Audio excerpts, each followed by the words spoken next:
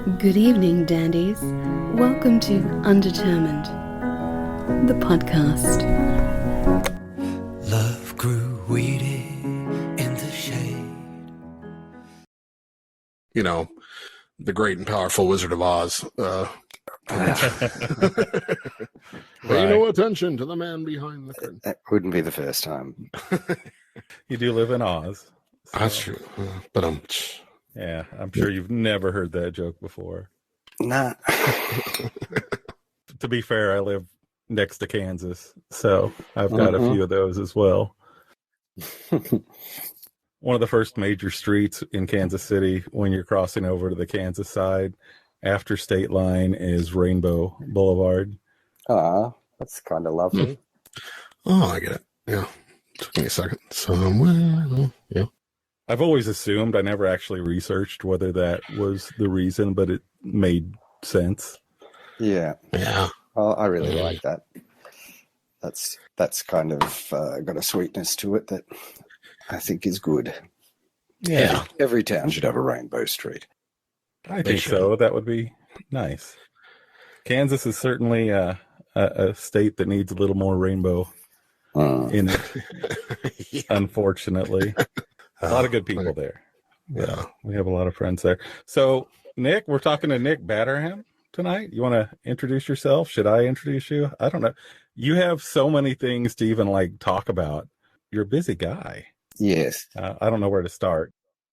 I don't know where to start either. Happy to go wherever you lead me. If I was left to my own thoughts, I'd start with coffee. It's the start of the day here. That's right. It's Easter morning where you're at. It is.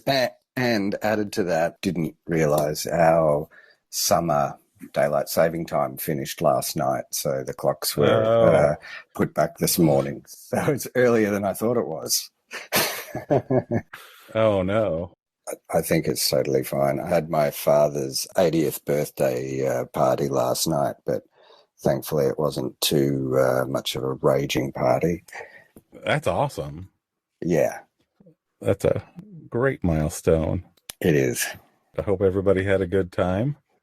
I think so. As families are always a bit awkward and strange, but it helps to have a focus, focus on one person at a time. Sure. Yeah. The reason why you're there. Yeah. Essentially. So that's good. You're doing fun in gatherings and everything like that. They're not cracking down on that too much in Australia for families. No, we've been very lucky. I think while here in Melbourne, Victoria, we had what at the time was seemed an overly strict lockdown that went for several months and was, I could see in worldwide media, seen as very strict and, well, they're doing it tough because our case numbers were really very low during that time. It's the sort of stringent discipline that has put us in the position we're in now, which is having no cases. And as of a week ago, some of the restrictions that were really just about gathering sizes and having to wear a mask in the supermarket have been lifted. That now it's essentially masks aren't worn anywhere. And oh, wow, we're all free. There's still sort of restrictions on numbers in indoor places, like venues are all back doing live music, but they have 60% capacity, that sort of thing. Right. Theatres are open again, and it's every second seat. Things like that are really, in a way, if there's no COVID in the community, it's just hypervigilance. But all along there were plenty of voices that were railing against what we were going through, but I think it's been excellent in how well it's been run and what the outcome's been for us as far as not having a substantial loss of life when any loss of life is too much. And really they took that very seriously, where I can see other countries have just not considered life with the same importance, which is a tragedy. We're familiar with one of those countries. Yeah. We live in one. Yeah. That's horrible. Yeah.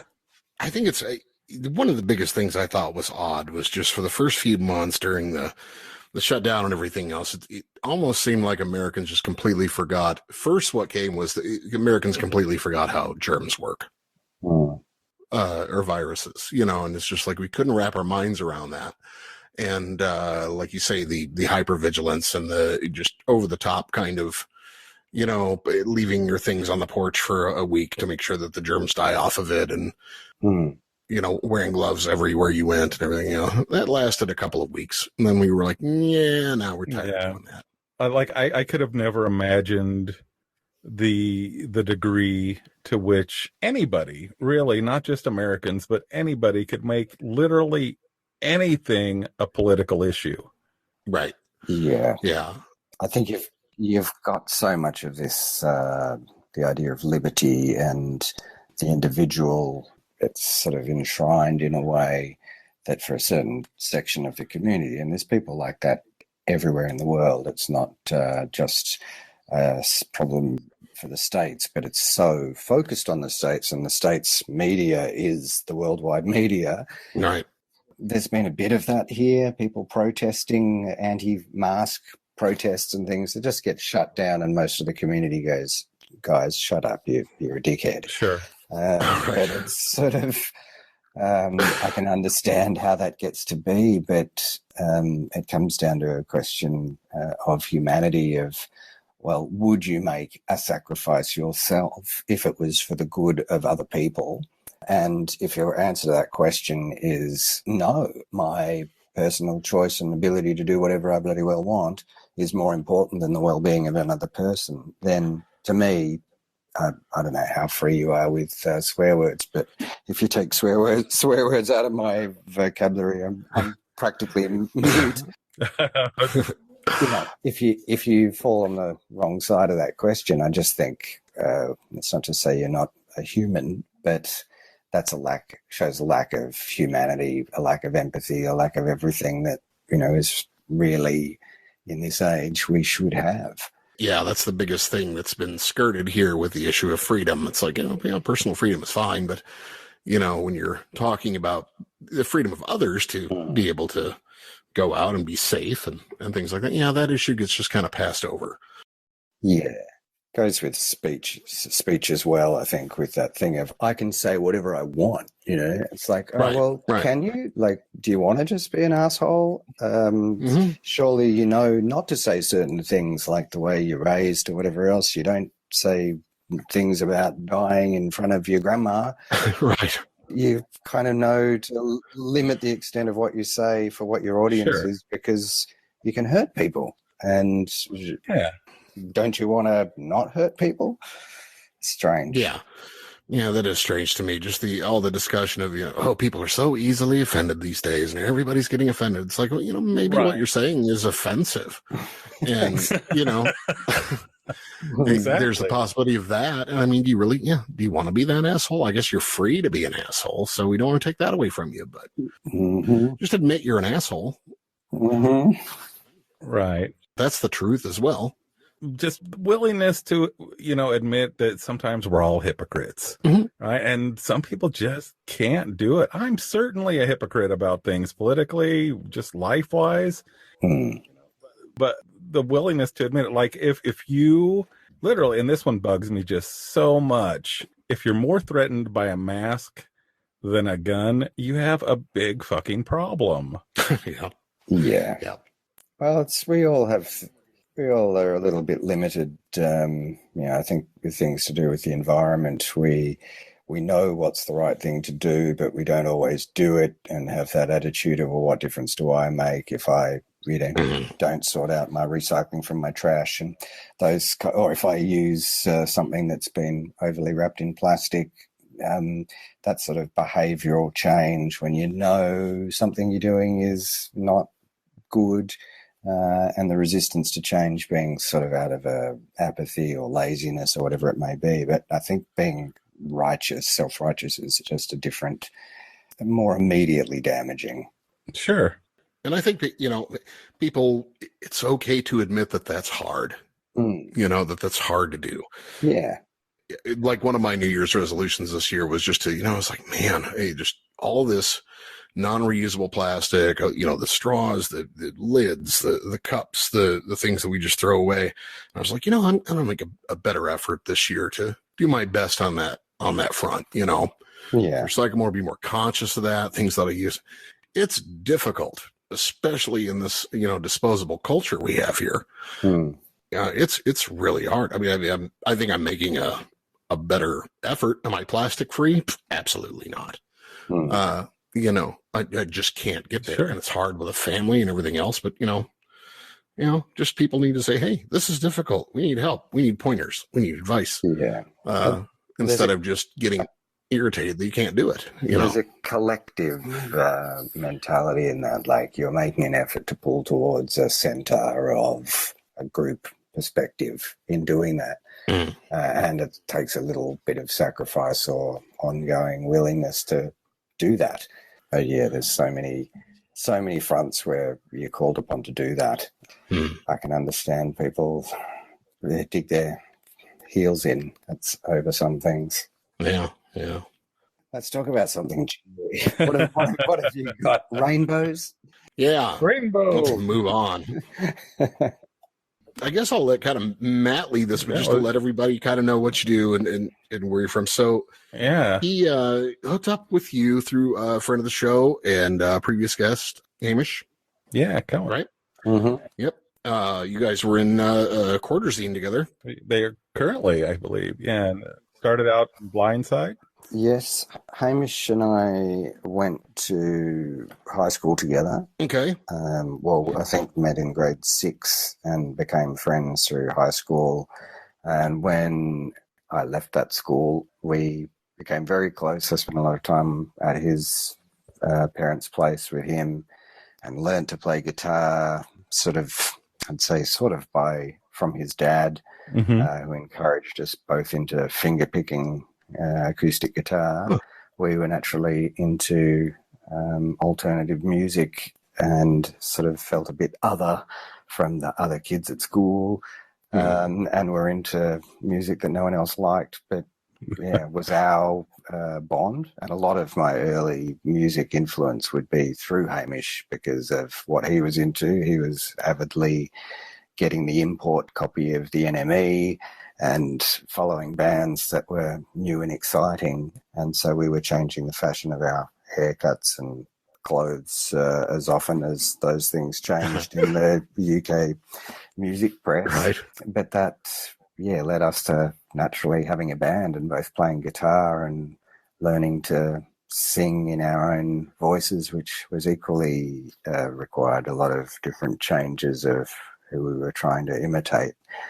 And that went on to, what became the band Blindside, which was sort of noisy and very inspired by Ride and My Bloody Valentine and The Cure, The Smiths, a bunch of hodgepodge of all the things we'd been doing. Hamish and I, started doing busking before having a band and still in high school. But then, we went off our separate ways kind of in the mid-90s. I wasn't in the first incarnation of Cordrazine when they first were up in lights. Mid-90s, I had a band called the Earthmen. Yeah. And we did come to the States in 1994. I'm surprised that you guys don't know all about that. When I'm talking to people, sometimes I get overwhelmed, with how deep the catalog goes. Earthmen is still something I'm exploring, but I'm really enjoying what I'm hearing. Well, it's funny. We've had a few in the last 10 years. We did a reformation because the band existed from 91 to end of 98, did a final show at the start of 99. So a pretty good run for an indie band. And that's, the heart of my late teens through mid-20s spent just doing that band. So to revisit it, a label here, Pop Boomerang, put out a compilation retrospective, and for that we launched that a few years ago with a live show. And so it's just that strange familiarity of falling into a role that a person you used to be, the way of talking to what were your best friends that you went through everything with, And we did that again just a couple of weeks ago. There was another record came out that was a previously unreleased album that we did right in the middle of our heyday. That was sort of the bridging release between our indie period and our major label period. There was a record we did that didn't get released because we redid it on a major label. And having that come out and again revisit the songs and get to play a show and have in a room full of grey-haired people like us, all either side of 50 years old. It was kind of lovely, but it's just amazing how a friend described it as what PTSD. It's just the same jokes, the same everything, and this kind of just the thought of it is, oh, gee, I don't know if I want to do this. Right. Yeah. But, What have I gotten into? yeah, we did play a lot. We just played live a huge amount and lots and lots of touring. I wouldn't be surprised for you guys that there's so many bands all over the world in every country. There's people who made a splash in their own country and nowhere else. It's a long history, and it's now quite a long time ago, being the 90s. But when you broke the States, was that the first time you came to the States, or had you traveled here before or anything else? Or? For me personally, I was just turning 21, I think, and it was the first time I had been overseas at all in my life. So as a thing to do, to get to do that with a band where you have this strange bravado sense of, what's the word? When you're thick as thieves, like a band can be, you feel quite invincible. And there's some, maybe it comes across as arrogance, but you feel like you're hot shit. And we got this. Yeah, we can do this. But it did feel like, particularly the way the Earthmen's trajectory was as a band, things just kept happening. And I can see that now from a mature perspective, that in 3 or 4 years, all these changes happened. It was really quite it's not even a roller coaster, it just kept going up in the kind of experiences we got to have because of making music. I certainly wouldn't exchange that period of life for doing something different. I got to do some really fun things. Right. You know, whether we achieved what we could have achieved, I think we could have achieved a hell of a lot more. But you fall to, Hamish had this experience with Cordrazine, you sort of fall to your own insecurities or immaturity, whatever it might be. You are inevitably your own worst enemy. Right. And that's a shame. Well, I was just going to ask, like, what the biggest culture shock that you went through was breaking over here and working, because it seems, you know, it's one thing to come over to America or come to a different country on vacay and just snap pictures and stay in the hotel and everything, but you're working as a band, you're working as young people. I mean, at first, so many things, and again, there's something about American culture that is so prevalent here through the media.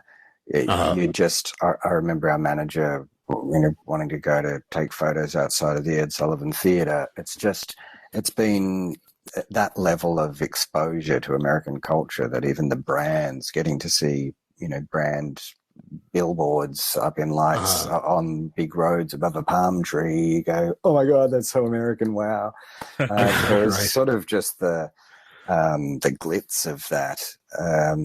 I've got, I think, 6 or 7 rolls of 35 mil that I took on that trip, and it's just posing in front of police cars because your police cars are black and white. It's like, wow, black and white police cars. It's like the Blues Brothers. Whoa. Right. Sure.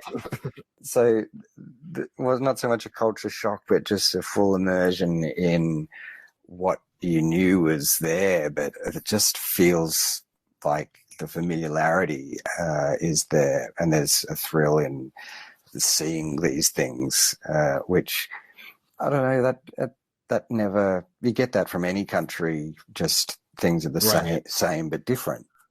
Right. Like things you can relate to in pop culture and things you can relate to in film and music you hear and stuff. And that's right. I haven't traveled to some more non-English based things. I've been all around Europe, but I haven't been to places where culturally it's dramatically different from the Western world as we live here to know how that would be. But that first trip to America, where we went on to the UK and a brief side trip to Paris at the end, as a 21-year-old guy, sort of as a life thing, you don't realize the memories you're making, but it's just been this life event to me that I can keep recalling in great detail.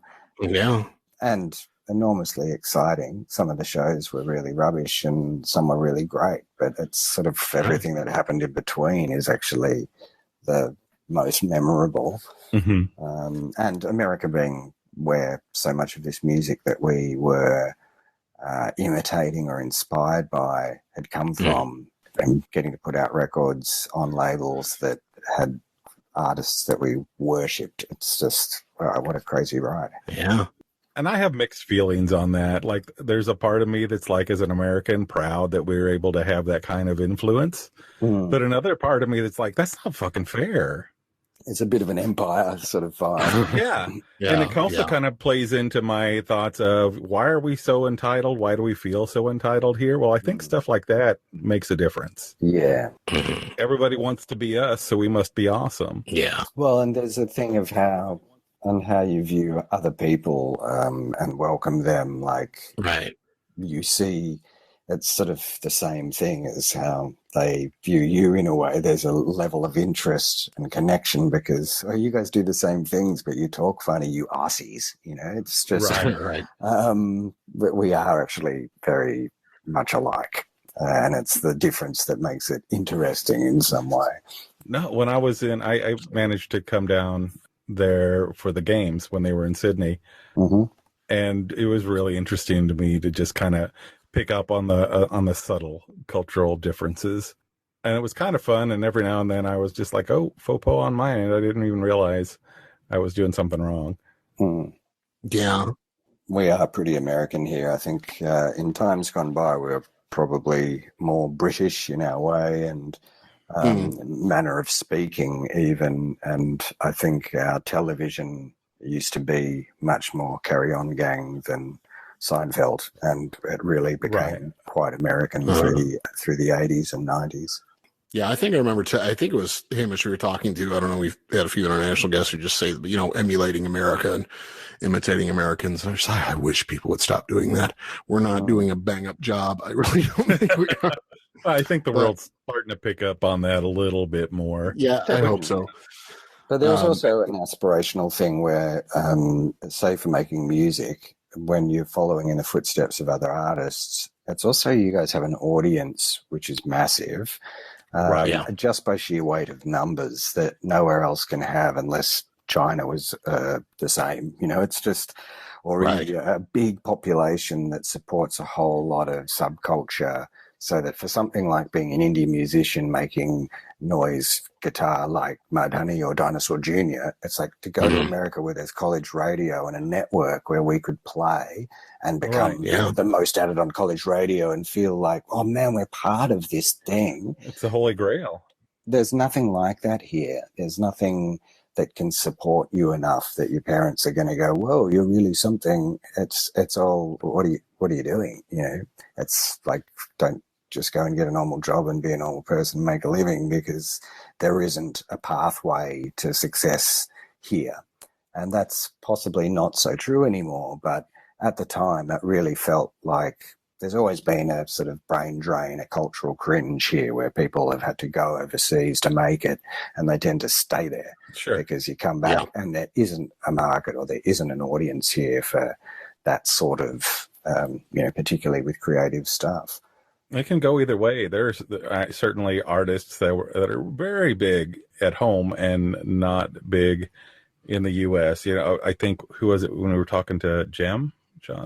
I brought up Powderfinger, right? Very big in Australia. I got to see them at a small club, right, in Lawrence, Kansas. In like 2001, 2002, something like that. They were very accessible, and it just would not happen if they were playing at home. Yeah, I think there are always going to be artists like that, and I could think of many Australian acts that are, big, iconic acts that have never really made it overseas, despite trying a lot. And there is something about them, Powderfinger being one, that there is quite an Australian voice to that. And it's not to say other countries couldn't get into it, but it does feel like it has a particularly Australian voice. It doesn't sound like they're trying to sound so much like an American band. There's some uniquely Australianness about the way they sound and the things they say, which is great. I'm happy for them, but I can understand how it might not have clicked in an American market, despite ticking a whole lot of boxes. Right. And I think sometimes too, unfortunately, we don't let things develop here. Right. You have to kind of hit it right out of the gate. Yeah. Anymore. You don't. That's a bit the same everywhere, but in your home territory, you do tend to just stick at it because it's what you want to do, and you get some sort of kudos just by existing over time, which I feel like is my career stage right now. It's like you get an award for just still going. No, but I think my favorite artists are the ones that I even have to take a little time. The first listen, I might think that's okay. Right. But there's enough to make me think I want to listen to that again. Yeah. And then eventually it might be my favorite. We'll go back to Cordrazine. That's kind of how it was for me with that. The first time I listened to that record, I didn't know how to take it all in, maybe as part of it. All right. So as that evolved with me, as I listened to it a little bit, every time I listened to it again, I was like, there's something I'm really connecting to here. Yeah. Yeah. Well, they really, in that first incarnation, when I was doing the Earthmen, it happened very quickly for them. I mean, similarly with the way the Earthmen started, it was right at this point in time, through the first half of the 90s, I guess. Cordrazine started around 95. There's most of the 90s, I guess, that thing of some big indie alternative acts had broken through, like Nirvana, and as the most iconic example, and it paved the way for the money grab of the bigger end of the record industry, thinking they could sell music that previously they wouldn't have touched. And so there was a pathway for indie acts to get released on side labels, print imprints of major labels doing all these indie things, which were just feeders into their system. It did open the door that there was money being thrown around and the opportunity for acts to get signed to a label where there was a chance of exposure for music that otherwise would have only lived and died within its own scene, and all the limits that there are on that, where you can have 300 people come to every show and sell records to them, but no one else know the hell who you are. Right. So it was sort of a time that records could get across onto radio and you could play on the television as an indie band. And it's just, I think we all took off. I don't know that we were necessarily any better or worse than any other band. Right. I can't remember the question. Well, it's okay. No. We don't either. So I do think that time-wise too, maybe the internet kind of really starting to take hold probably made a difference. I feel like it did to me. Okay, it's a lot easier for me to really look around and see what else there is other than what I get in my American bubble. Yeah, and I think there's something with the internet that, as much as we're all isolated in our little bubbles, the very top window of anything you do is a search. The whole internet is about searching, looking outward or inward into the internet. But there's just something inherently outward looking and going, what's out there about it? I speak to a lot of musicians my age and who have that same cursing that the internet came along just a little too late for them, that, gee, if the internet had been in full swing in 1994, I'd be a household name, or I'd have 1 million followers, and I'd have a platform to do whatever I want, and I'd just be supported in that. And we're just sort of 5 years or so too early. Yeah. And a lot of a musical history of the 90s is just not on there. Like the Earthmen having to kind of, have someone put out a compilation record for people to go, oh, yeah, I remember that. But it's all pre-internet. So the only stuff that's on the internet is what has been chosen to be put there, rather than it being an organic thing that happened alongside, where there was all this content created by people who are interested. So in that way, it's kind of a bummer. No, it is. But I see that it's been explosive for how connected people can be. That subculture thing that Hamish and I had, and that connection that was based on what T-shirt you wear or how you're styling your hair and your knowledge of these secret society things. The way subcultures now can have an international audience because they're all connected. Right. And they can be even more niche than they used to be. That things have become very specific. I always wanted to be like the guy at the record store that knew every artist and knew all these intricate details about everybody that did everything. I still want to be that guy in my head, but I realize as I've matured, that dude's a total myth. Yeah. Yeah. I don't know how happy that guy was. Right. I think he was quite lonely, that chap. Yeah, probably extremely OCD. Yeah. Well, hard to exist with that knowledge and being the only genius in a world of fools, Right. And who wants to be the guy that everybody's, well, I guess a lot of us would be, those people also kind of intimidated me, and I never wanted to be intimidated, but I just thought it was cool knowing all this stuff. And I always feel like an idiot when somebody throws something at me, and my first instinct so often is go, oh yeah, I know who you're talking about.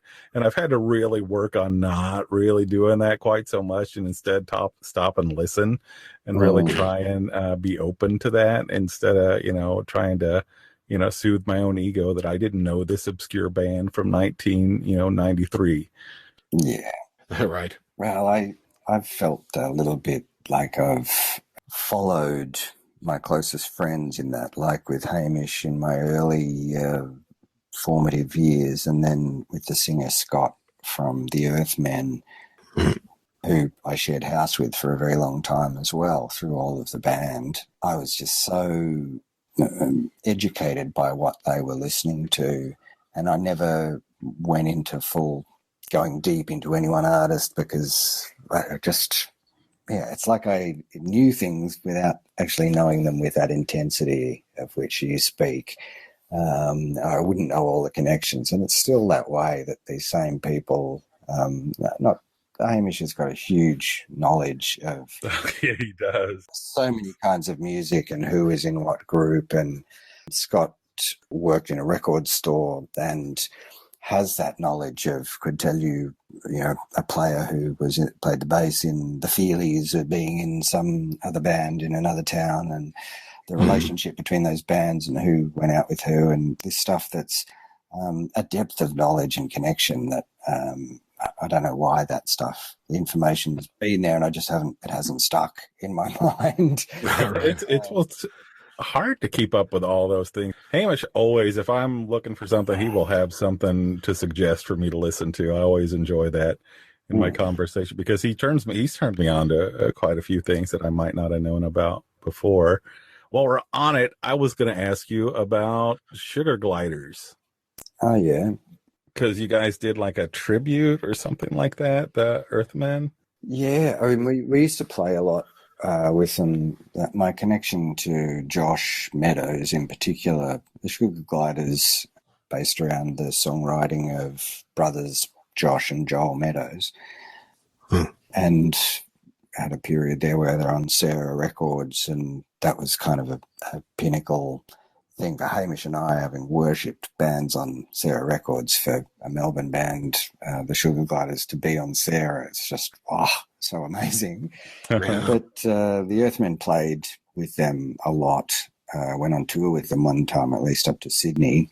and later when they became the Steinbecks, played with them then as well. We played at their last ever gig and they played at the Earthmen's last ever gig. We did there was a compilation cassette that we recorded a cover of one of their songs for a tribute cassette that might have been for their last show. I can't remember. Oh, wow.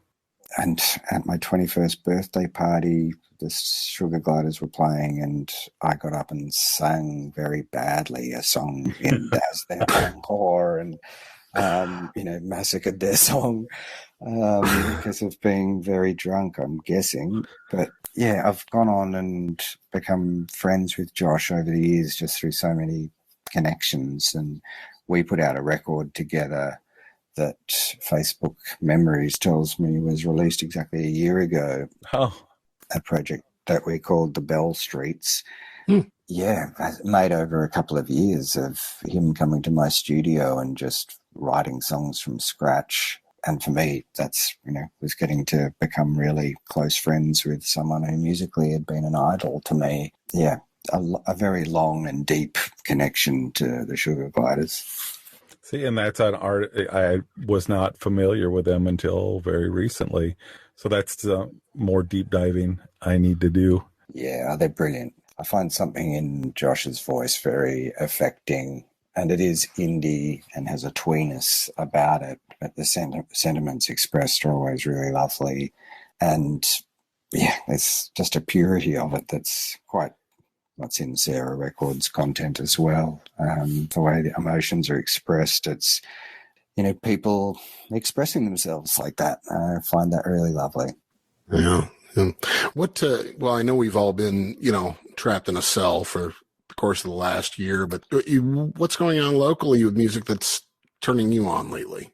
Well, a friend of mine, or a new friend, this guy Ben Mason, he was in a band called Small Goods, the Small Goods, I think probably back as far as the 90s, I'm not sure. Okay. Yeah, I've been getting into his music. He released a record that just happened here right on the cusp of COVID, and so then had that shut down like Josh and I did with our Bell Streets record. It came out, we were going to do shows, and then they got cancelled, and then, a year's gone by and it's kind of a fizzer of, oh, well, we should actually launch the record properly. Ben just did a launch of his record Cananda a couple of weeks ago, and I had I don't know if you'd call it an epiphany, but it's perhaps what awaits you guys when you get out of restrictions and lockdowns of getting back to live music. Seeing a band perform and perform really well and have a sense of ensemble, just watching that, it's like realizing something for the first time of what I love about music, live music in particular. I've gone to see a symphony orchestra concert the night before and had the exact same experience of just marveling at what it actually is to have for the orchestra, maybe there was 50 or 60 members, and for the band 6, to have a group of people interact in this sympathetic way that it's not just being a small part in a big thing. It's that each person is listening and responding to the person next to them and the person opposite, and together making something that is kind of a big mushy blob of sympathetic feeling. Like it's actually, it's sort of such a simple idea, but it being so beautiful to me, like I was seeing it for the first time going, this is fucking amazing that we do this. Right. It is. What a thing to do. And that it's a language that people have taken the time, or it's been worth their while becoming so good at this language that they can communicate with other people in this universal way, like a language that sort of transcends the limitations of the spoken word or hand gestures. It's just this thing that any culture, any human can respond, and obviously a whole lot of animals too. Right.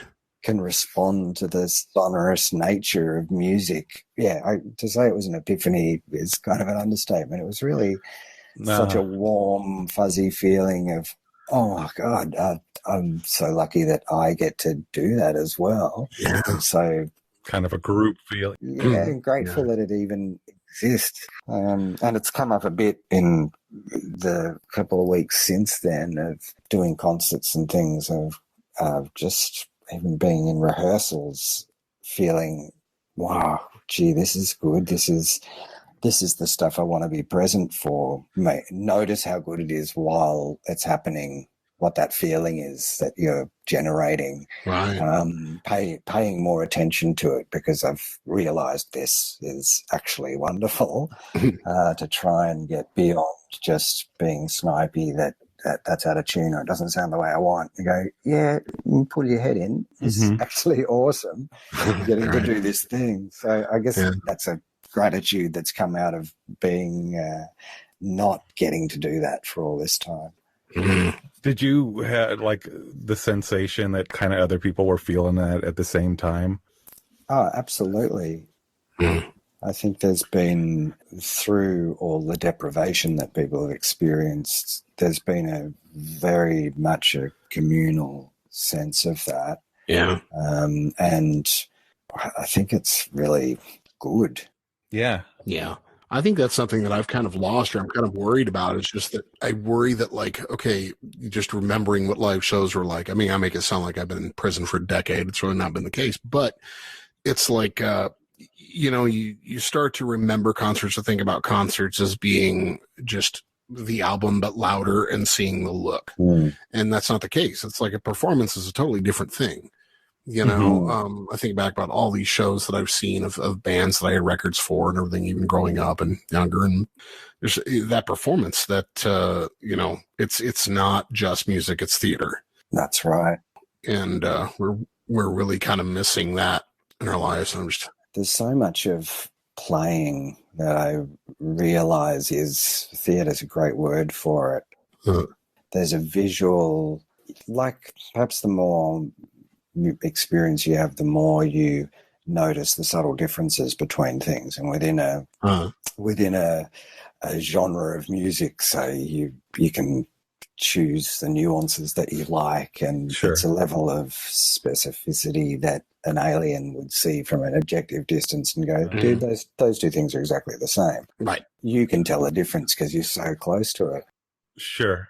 I just think there's that visual element to that, of even just what color guitar some player uses, and changing from one Telecaster to the other, and you go, oh, I like how that one's slightly more bitey and it makes him play a certain way. And that depth of appreciation has been really heightened, I think, through, again, not seeing it. It's not just some dude playing country-ish twang on a Telecaster. It's like, right. Ooh, that thin line's the best. Right. But yeah, the spectacle and the theatre of it, I think, to the experiences Hamish and I had as children, really, first going to see bands and the kind of bands we got to see, that now these performances do seem like somewhere over the rainbow. Sure. Callback. So we saw my Bloody Valentine at a pub here called the Prince of Wales, and there used to be no stage, or it was just milk crates high. And I was at the front and being pushed into the milk crates. My knees were being wedged into them. So I sat on the stage cross-legged between the foldback wedges, just a metre away from my heroes, just being having my head blown off by the amps pointed right at my head, and think, wow, the nostalgia that brings up in me. Absolutely. I'm sure you can hear the grin in my voice, but just, oh my God, that's like an experience that's not, it's not just going to see a band. It's so much more. So much more. And this isn't the same, but the feeling that I'm imagining, maybe the closest that I so far have to relate to it, is I remember right after like 9/11, the Twin Towers falling, America's kind of shut down for a little while. Everybody's freaked out and scared. And I got a ticket to the very first NFL game in the country following that. Just happened to be here, and they did like this big presentation honoring those who fell, and giant flag on the field and all. And I'm not like super Mr. Patriot guy, but I cried. Yeah, it's that collective. I mean, it's not just the it's not just the sight, it's not just the sounds, the smell of the beer spilled all over the floor, and somebody smoking weed in the back of the room, and bottles crashing at a bar, and hearing the crowd with you and stuff like that. It's just it's all a big experience. Definitely something of the herd with going to see music or any entertainment after us all being shut off from each other. I think people are really just loving being in a room with other people. That sense that we all went through something really hard, but we're still here. I don't know. I'm looking forward to it, man. I'm looking forward to it. How's the vaccination rollout going there in Australia? I think it's generally an organised debacle. That there's a sense that we've been so on top of other things, you'd think this would be easy. We've got an abundance of the vaccine, so there's no need to be overly cautious. But they've done it in a systematic way of frontline workers getting it first, and the aged people in aged care facilities. It all makes sense, the ladder that they've built for it. But it's going slower than it's meant to, and there's been sort of stuff-ups of a really basic nature, like the vaccine supply that was destined to go to one state, South Australia, was on a plane and went to the wrong state. Yeah. And so all the infrastructure they'd built about being able to start injections and all the schedule of people was like, well, we sent it to the wrong state. It's just really, okay, this is going to take a while. But I think probably our bureaucracy is no more or less ridiculous than anywhere. Yeah. It'll happen. At least we're not all, we haven't got infection rates in the community and community transmission and things that put the pressure on going, dudes, come on. If you don't do it now, people are dying. So for us to be a little bit bumbling about it is not literally the end of the world. Yeah, I think that happens all over the world, just with any government handling anything. I said at the beginning of the year they need to talk to like beverage distributors like Budweiser and see how they're getting everything. If it was alcohol, it would be there. Oh, everybody. There'd be a vaccine in everyone's hand if it was beer. Maybe put it in the beer like fluoride in the water. Right. There was a shortage though on aluminum here for a while anyway. Yeah. Because everybody was stocking up on beer. Wow. Beer and beer kegs. Yeah. They were afraid that they were just going to run out, so like nobody had kegs, and it was kind of a mess. Apparently, that is a crisis. If that is, they fixed that one quick. Yeah, absolutely. They were on top of that. You can take my liberty, but you can't take my beer. My beer. Yeah.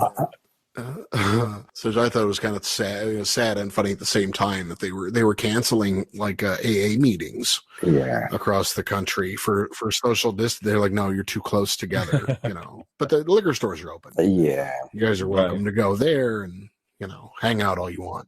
There was a lot of argument here during the severe lockdowns where it's an impossible choice to make if you were a politician advising on making such decisions. It's like, your moral dilemma between, if you've got one bed, who do you give it to? Someone who's very old and going to die anyway, or someone who's got their whole life ahead of them but has got more chance of living?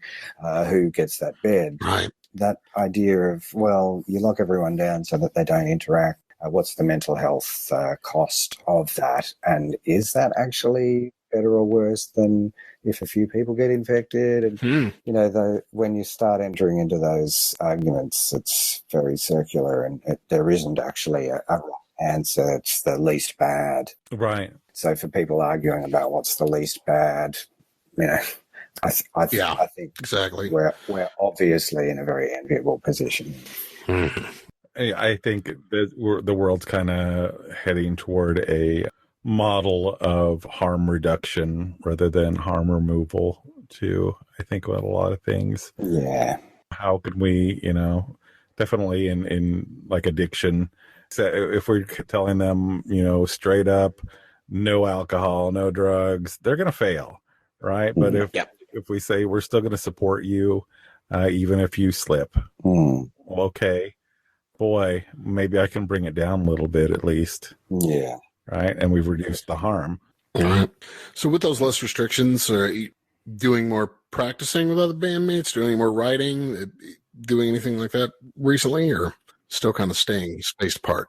No, I've got a solo record that's coming out in the next month or so. So I'm two singles into that coming out. So I had a month of shows in January and a whole lot of rehearsing with my best friend Nick, who plays guitar with me for many, many years, was in the last incarnation of the Earthmen and has sort of been my musical companion all this time.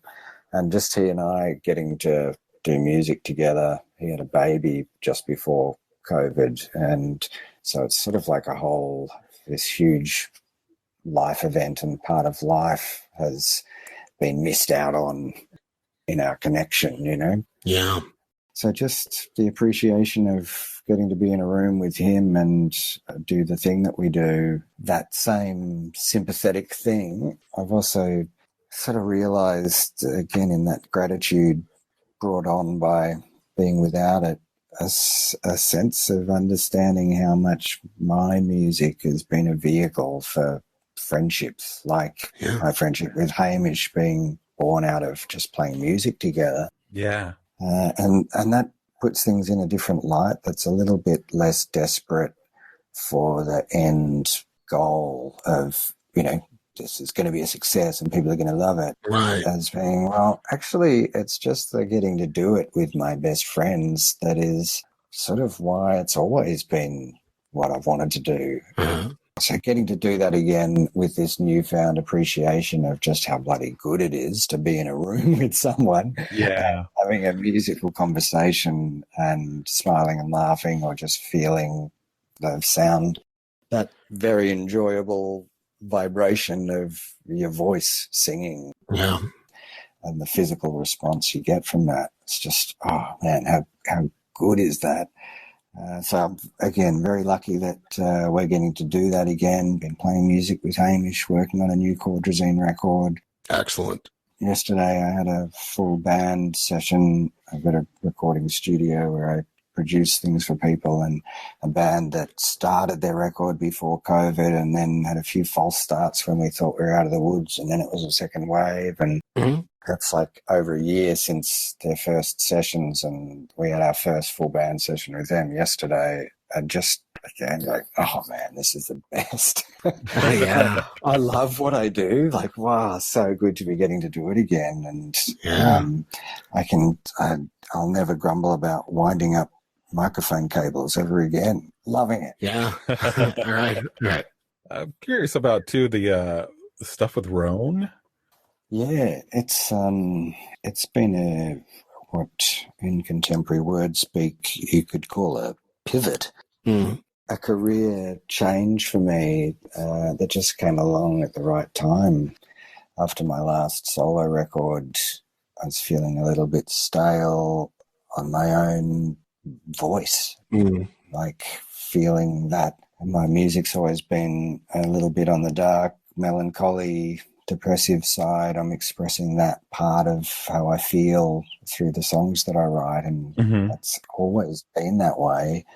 And a little bit woe is me. It's just, you have to work so hard to put a record out. You have to keep convincing people that it's worthwhile and you should come to my show, and this endless well of self-belief, and particularly with social media, just hounding of people that I just couldn't be fucked. And Rone came along. He's a visual artist who comes from street art background, doing paste-ups and murals. He became very successful doing these pictures of women's faces, which has sort of become a worldwide phenomenon. Yeah. And his work is all over the world and much emulated. And he thought he would like some sound or music with his next exhibition, which was the Empire Project, where he was taking over an abandoned mansion and painting his murals throughout in each of the rooms and doing a lot of his events. Now it's about the production design, the actual art direction, effectively turning a place into what looks like a film set of distressing every surface to look like it's been rained on and dusty and dirty, and taking furniture and trashing it so it looks abandoned. Yeah, the video is just mesmerizing. People have this huge emotional response to it. And for me, it started out as a sound design project, and then we realized it needed to be music and classical music. And there's just something that happens, the way it looks and the sound of cloyingly sentimental classical music. People have there's no story being shoved down their throat as to what it means. They sort of put their own emotion into that space and have these full-on responses to it, which is just extraordinary. And at that exhibition, there's one on at the moment in Geelong at a gallery that's like a retrospective of his first 20 years' work, plus a new installation. And I've written music for that, which it's taken me 18 months to write this suite of classical music and record it with great players, and it sounds beautiful. But then in the space with his visual storytelling, people just have this extreme emotional response. Crying, people just cry willy-nilly. It's like it's the ultimate goal of writing music, for someone to have a connection to it that's strong enough for them to have that emotional response. That's they're euphoric that they felt that way. You know, I cried and cried. I feel like, oh, I'm so sorry. It's like, no, it was the best. You know, thank you for making me cry. Yeah, it's just what a great thing to be part of. Like, it's been so rewarding. Yeah. And more projects on the horizon. It's just become the biggest creative thing in my life, really. It's such I would imagine, unanticipated thing. And I've questioned how it fell in my lap, because it just seems too good to be true, pinching myself all the time that, why am I the guy who gets to write this music? Surely someone else could, be better. But it's me, and I feel very lucky that some connection was made in the past that I got asked to do it, and that it's just worked, because I guess if it didn't work, you'd use someone else. Right. The end result is kind of, the proof is in the pudding. It's not, why are you guys? It's that you are. Yeah. Apparently I am the guy to do this. Yeah, it's a new career phase for me, that I'm now writing music without words. I mean, I've done a bit of film music and come from a musical background, where, particularly the way the Earthmen happened, I just went from being into bands to being in a band to making songs, and the song being the form of how I expressed my creativity. And any of the things that I did as a younger guy, like drawing or painting or whatever, fell away because I was so focused on writing songs and expressing creatively through that. And sort of shift to, well, you can express yourself a whole lot of ways. And the way classical music works without having words, it's just so much freer that I can make things a hell of a lot sadder. Or to me, the music can be about something that's way darker than I would ever put in words,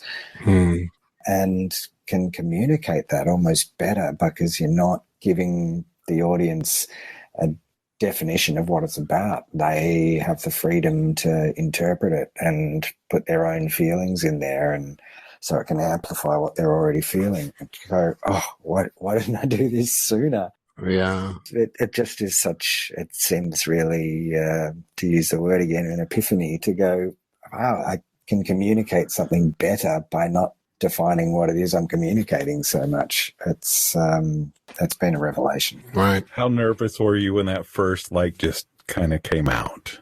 I think I was nervous in first showing Rone what I was doing because I took an idea, a small idea, and ran with it a very long way. So I invested easily a few hundred hours in making a suite of pieces. Oh, wow. When really our conversation had been, oh, yeah, some music would be cool. It's like, well, what about this? But that initial moment of him going, wow, this is excellent, and it connected with him. And so there's just been that sort of belief that that's the right choice.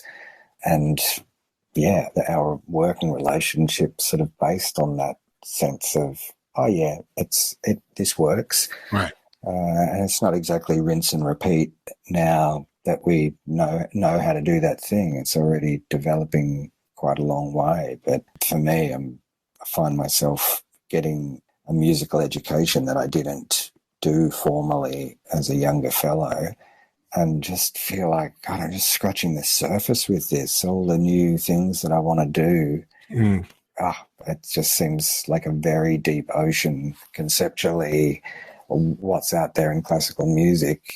Talk about genres and subgenres and little things to be very knowledgeable about. I appreciate. Right. I know so little compared to how much there is to know. It's inexhaustible. Yeah, I could imagine it being both a little intimidating and exhilarating at the same time. It's amazing. I'm very excited about it, and how a small idea kind of can cherry pick something that suits what I want to do and investigate just that. And there's enough depth and interest in that to sustain, a musical conversation. Yeah. Or enough to give me an idea of what I want to do to set me on a new path. The language is starting to make sense, a new language almost. That's right. I'm forever frustrated that I can't read music properly and wish I had learned that when it's easier to learn new things like a language like that. I just wish I had that skill, but I'm sort of fumbling my way through adequately. Yeah. No, I enjoy those moments, like just you're doing something, watching something, listening to something, and you just notice how, oh wait, this makes sense on a level I didn't recognize before, and it took me maybe years to notice it. Yeah, and that people have got a depth of understanding that you don't give them credit for, that seeing orchestral music and people bobbing up and down to the emotions that are being expressed and the rhythms and things, but the audience in general has got a level of education and knowledge about the nitty-gritty, that they understand counterpoint harmony and things that they're hearing.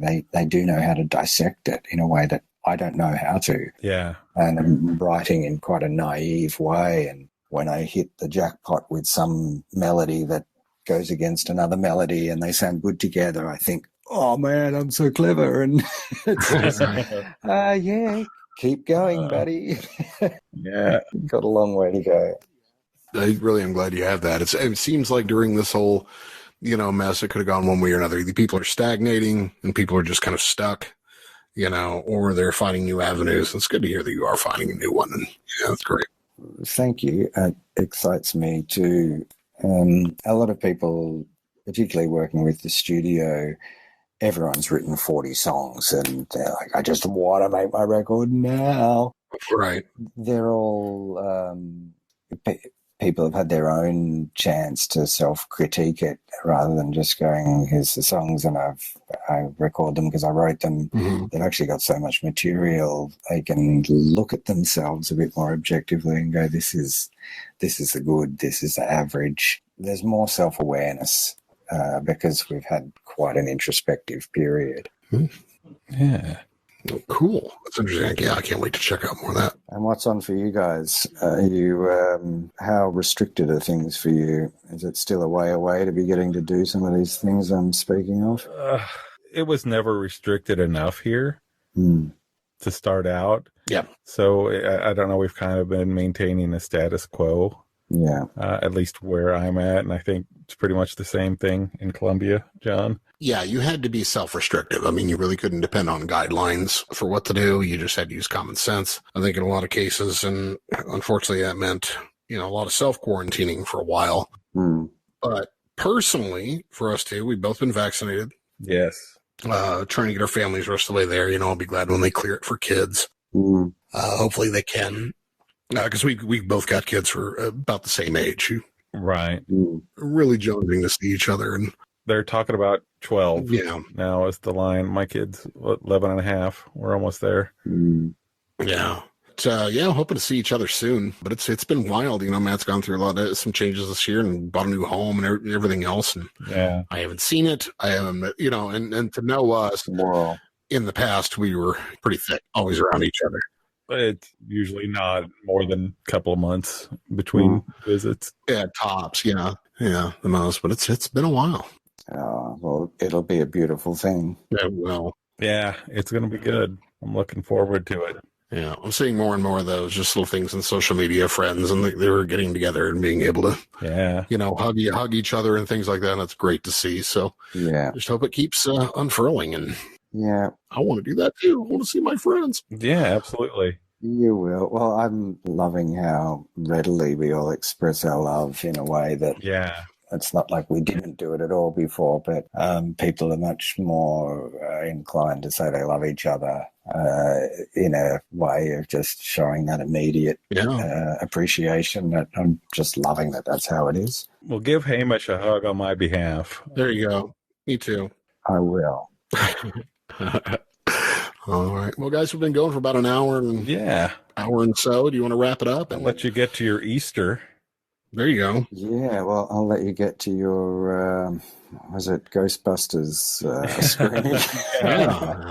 There's a screening of Ghostbusters here, so we're going to try and go catch it. Yeah, it's socially distanced outside. That sounds awesome. So maybe a chance to thank you for cooperating with that. I appreciate it. Especially, I feel really bad now that I screwed you over with the time change.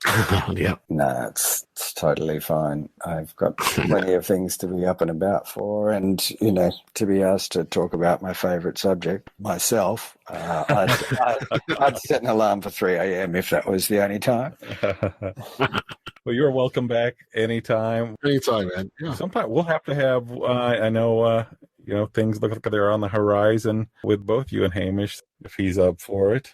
That'd be great. Yeah, that'd be wonderful. Oh, thanks, guys. Thanks so much for chatting. Appreciate the time. We appreciate you so much.